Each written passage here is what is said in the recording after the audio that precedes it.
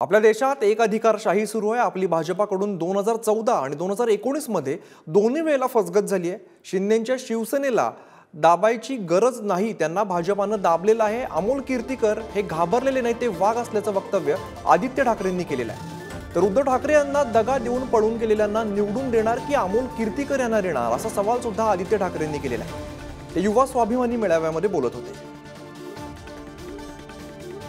की आपण भूतकाळावर भांडत आहोत, आपल्या भविष्यासाठी कोण भांडत आहे हाच विचार करणारा पक्ष तुम्हाला निवडून द्यायचा आहे। आज हा पक्ष आपल्याला निवडून द्यायचा आहे। आज शिक्षणापासून आपण पाहतोय घोटाळे निघत आहेत। ते कोविड मध्ये आपण पाहिलं असेल, सुरत मध्ये काय झालं, उत्तर प्रदेश मध्ये काय झालं। आज अमोल भैयांना ईडी, सीबीआय, आयटी जे भाजपाचे मित्र पक्ष आहेत ते हैराण करायला बघत आहेत, नोटिसा मारत आहेत, पण अमोल भैया घाबरलेले नाहीयेत, लढत आहेत, आपले वाघ आहेत आणि दिल्लीत जाणार म्हणजे जाणार हे ठरवलेलं आहे।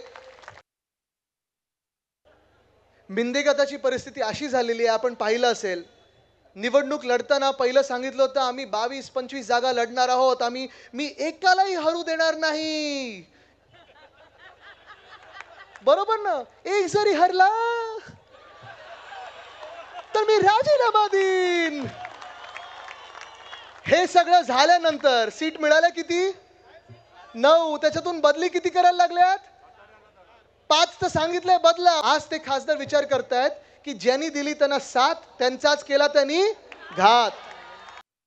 तरुण तरुणींना मी पुन्हा एकदा विचारतोय की तुम्ही तुमचं भविष्य कोणाच्या हातात ठेवणार? हुकुमशहांच्या हातात ठेवणार की तुमच्या हातात ठेवणार आहे?